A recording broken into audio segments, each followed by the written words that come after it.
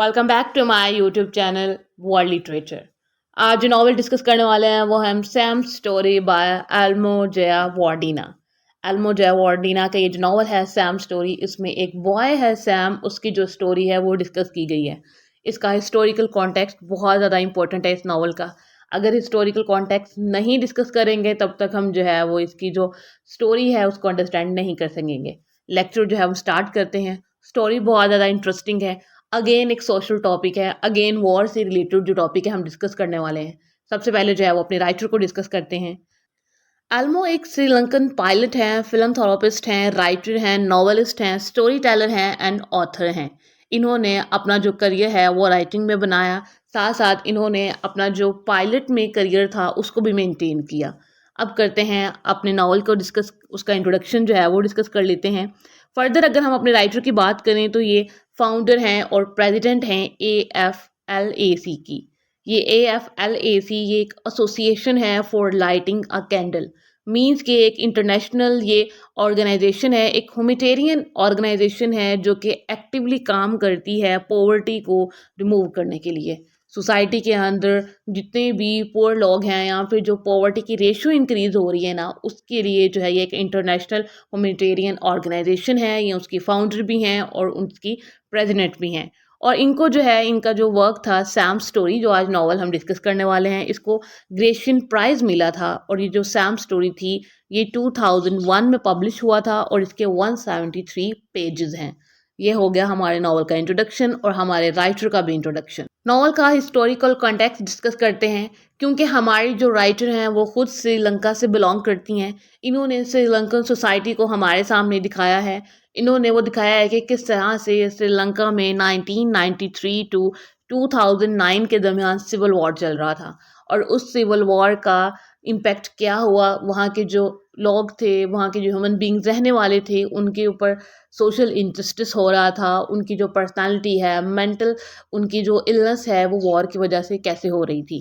1993 to 2009 जो है वो सिविल वॉर हुआ था श्रीलंका में। अब ये जो ब्रूटल कॉन्फ्लिक्ट था ये 24 ईयर्स तक चला था। मींस के 5 ईयर्स तक जो है ये लड़ाई जो है, ये कॉन्फ्लिक्ट जो है चलता रहा था। अब ये हुआ किन के दरमियान था? श्रीलंकन गवर्नमेंट के दरमियान हुआ था। सिन्हलीज मेजोरिटी थी और जो है वो सेकंड पार्टी थी लिबरेशन टाइगर्स थे, जिसमें तलिम इलम LTTE तलम, ये सेपरेटिस्ट ग्रुप। मींस कि ये दो पार्टीज है हमारे पास, एक सिन्हलीज मेजोरिटी है एंड सेकंड जो है वो लिबरेशन टाइगर्स हैं, इलम, जो कि हैं LTTE से इसको बिलोंग किया जाता है। अब इन दोनों के दरमियान सिविल वॉर होता है। अब ये जो सिविल वॉर जब होता है तो पूरी उस टाइम पे जो श्रीलंकन सोसाइटी थी उसमें सोशल इनजस्टिस चल रहा था, टेरर था, फेयर था, लोगों की साइकोलॉजिकल जो कंडीशन थी वो स्टेबल नहीं थी, पॉवर्टी जो थी वो अपनी पीक पे थी। और हमारी जो राइटर हैं उन्होंने सैम की स्टोरी को डिस्कस करके जो है वो इसी चीज़ को डिस्कस किया है कि किस तरह से जब भी वॉर होती है सोसाइटी सिर्फ उस टाइम पे इकोनॉमिकल फाइनेंशियल कंडीशन में नहीं होती, उस टाइम पे साइकोलॉजिकल कंडीशन बहुत जो है वो वर्स्ट हुई होती है। उस टाइम पे जो सोशल इनजस्टिस होता है वो पीक पे होता है। उस टाइम पे जो क्राइम हो रहे होते हैं वो अपनी पीक पर होते हैं। अब करते हैं अपने कैरेक्टर्स को डिस्कस। बहुत ही इंटरेस्टिंग इसके कैरेक्टर्स भी हैं और स्टोरी भी बहुत इसकी इंटरेस्टिंग है, क्योंकि इसके बिहाइंड जो कॉन्टेक्स्ट था वो हमारा सिविल वॉर था जो कि 1993 थे 2009 तक हुआ था और 25 ईयर्स तक ये जो कॉन्फ्लिक्ट था वो चलता रहा था। कैरेक्टर्स की लिस्ट बहुत लंबी नहीं है, शॉर्ट सी लिस्ट है कैरेक्टर्स की। सबसे पहला जो कैरेक्टर है वो है सैम का, जो कि एक यंग बॉय है और एक पुअर फैमिली से बिलोंग करता है। सेकंड कैरेक्टर है मैडम मार्टल का। मैडम मार्टल वो इसमें है जो कि सैम की ऑनर हैं, जहाँ पे सैम जिनके घर जाके काम करता है। थर्ड कैरेक्टर है लिएंड्रो का, जो कि एक तमिल कुक है और इसका कैरेक्टर बहुत ज़्यादा इंपॉर्टेंट है इसमें। फोर्थ कैरेक्टर है जन्नत का, जो कि हाउसमेड है मैडम मार्टल के घर पे ही। लीना एंड ब्रूटस ये जो हैं ये दो एनिमल फ्रेंड हैं सैम के। अब जब काफ़ी स्टोरीज में ऐसा होता है कि जिनके ह्यूमन बींग्स फ्रेंड्स ना हो उनके एनिमल फ्रेंड्स होते हैं। एनिमल फ्रेंड इसलिए होते हैं क्योंकि वो कभी भी किसी ह्यूमन को जो है वो कोई प्रॉब्लम नहीं उनके लिए क्रिएट करते, या फिर उनको जो है कोई उनकी तरफ से कोई फेयर नहीं होता एनिमल्स की तरफ से। ह्यूमन बींग्स जो हैं वो कंफर्टेबल होते हैं एनिमल्स के साथ, जैसे कि हमारा ये जो करेक्टर सैम है। अब इस नॉवल की स्टोरी को डिस्कस करते हैं। स्टोरी इस तरह से स्टार्ट होती है कि एल्मो ने सबसे पहले हमारे पास सैम की लाइफ को रखा है। सैम जो कि एक इनोसेंट बॉय है और एक रिमोट श्रीलंकन विलेज से जो है ये बिलोंग करता है। अब इसका विलेज इस कदर पुअर है, या फिर ये इसकी जो बर्थ है वो इतनी पॉवर्टी में हुई है, इसकी पूरी फैमिली जो है वो पॉवर्टी में रह रही है। ये एक इलिटरेट बॉय है और अपने विलेज में रह रहा है, और इसका विलेज जो है वो बहुत स्मॉल है और इवन के मैप पे भी नहीं है। तो मीन्स के आप सिविल वॉर का यहाँ से हम लोग देख सकते हैं कि कितना ज़्यादा इम्पैक्ट है कि ये जो स्मॉल विलेज है श्रीलंका में वो इवन अभी तक मैप पे भी नहीं आया है, और ये जो गवर्नमेंट का कॉन्फ्लिक्ट है आपस में 1993 टू 2009 तक जो है वो चल रहा था। अब ये जो सैम की लाइफ जो है वो बहुत सारी हार्डशिप से गुजर रही थी। सैम ने जो है वो डिसाइड किया वो अपनी फैमिली को जाकर जो है ना वो कहीं जॉब करेगा। अब वो जॉब के लिए जो है वो एक वेल्दी फैमिली में जाता है। बर्गर फैमिली है जो कि है श्रीलंकन और यूरोपियन एंसेस्ट्री उसकी मिक्स है उस फैमिली की, और वो जो है वो कोलंबो में रहती है। अब ये जो है वहाँ पे यहाँ से मूव ऑन करके कोलंबो जाता है, जो कि इसकी लाइफ का एक बिग चेंज था इसकी रूरल लाइफ से। अब ये जो है वो एक अर्बन लाइफ की तरफ जा रहा है, और एक वेल्दी फैमिली में अब इसको एक जॉब मिल जाती है as a household help के लिए। हाउस जो कि कोलंबो में है, जहाँ पे इसको न्यू जॉब मिलती है सैम को। सैम यहाँ पे आता है, यहाँ पे इसको हर चीज़ बहुत डिफरेंट मिलती है। इसको कुछ ड्यूटीज़ जो हैं वो दी जाती हैं इस घर में जब आता है इसके ऑनर की तरफ से, मैडम मार्टल एंड उसके जो हस्बैंड हैं उनकी तरफ से।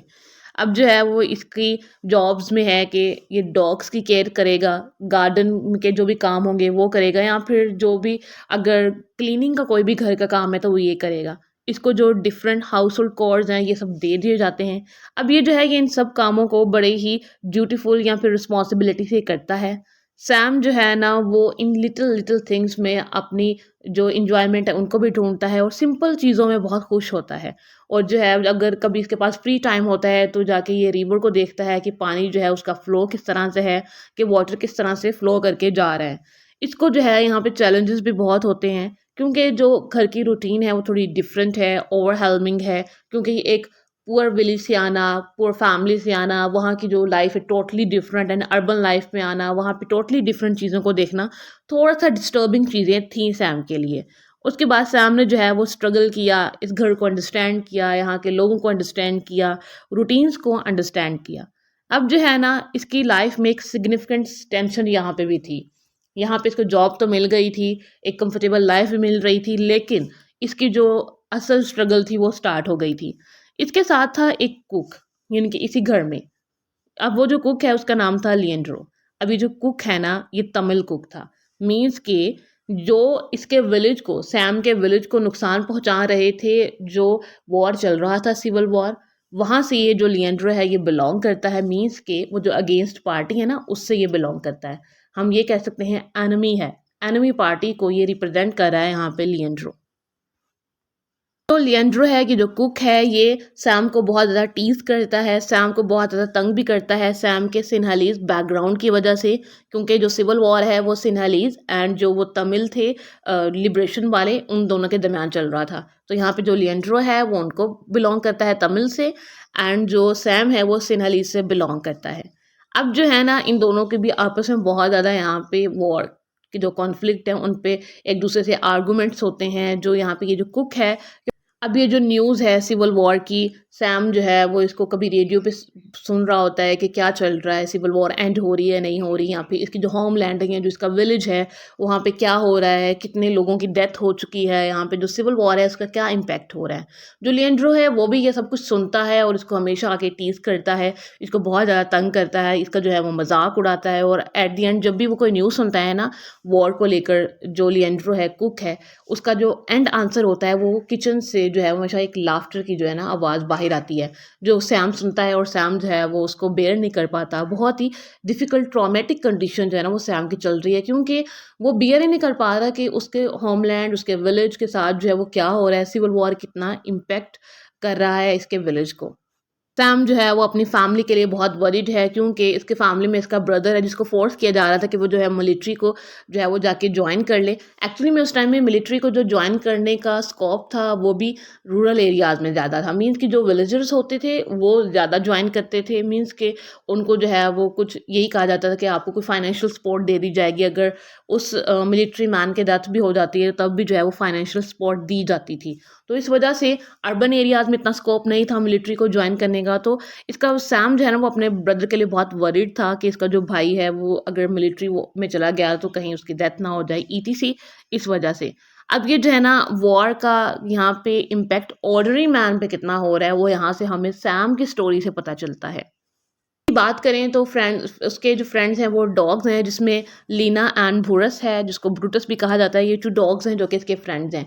जब ये अपने फ्रेंड्स को इंट्रोड्यूस करवाता है ना सैम नॉवल के अंदर, तो कहता है कि मेरे जो फ्रेंड्स हैं वो एनिमल्स इसलिए हैं क्योंकि एनिमल्स जो हैं वो मुझे जो है वो कोई नुकसान नहीं पहुंचा रहे, मेरी लाइफ में कोई प्रॉब्लम नहीं क्रिएट करे। ह्यूमन बींग्स को कोई ख़तरा नहीं है एनिमल्स से, जैसे कि ना ही तो वो बॉम्बिंग करते हैं ना ही वो गन शूटिंग करते हैं। तो मीन्स के यहाँ पे वो टोटली हमें वॉर की जो वाइब्स है वो दे रहा है सैम का करैक्टर, कि जो ह्यूमन बीइंग्स हैं वो बॉम्बिंग करते हैं, उनको नहीं फ़िक्र इस बात की कि ह्यूमन बीइंग्स की डेथ हो रही है। लेकिन एनिमल्स हैं इवन वो थोड़े से सॉफ्ट हैं, इसीलिए जो सैम है वो एनिमल्स के ज़्यादा क्लोज हैं।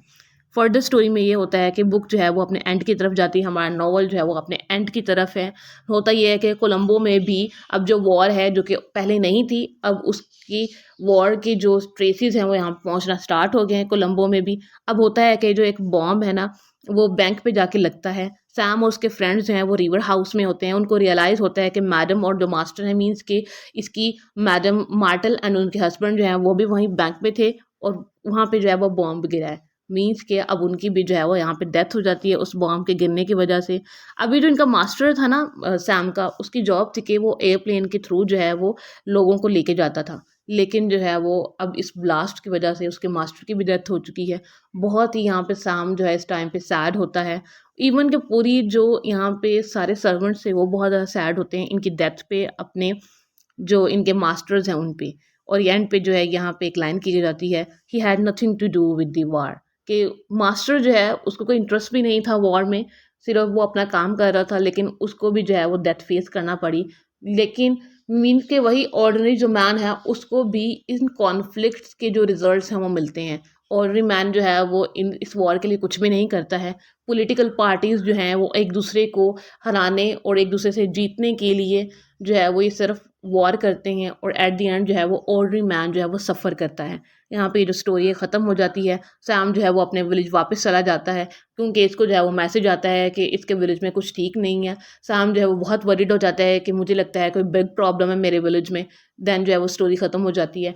ये था हमारा आज का नोवेल। आई होप कि आपको ये जो स्टोरी है वो समझ आई होगी। इसके मेजर थीम में हमें सिविल वॉर मिलता है, देन जो है वो सोशल इनजस्टिस है, साइकोलॉजिकल कंडीशन मिलती है कि वॉर की वजह से क्या हो रही थी, ऑर्डिनरी मैन को कितना सफ़र करना पड़ता है वॉर की वजह से। ये इसका मेजर एक थीम है। वीडियो को लाइक और शेयर और चैनल को ज़रूर सब्सक्राइब कीजिएगा। Thanks for watching my channel.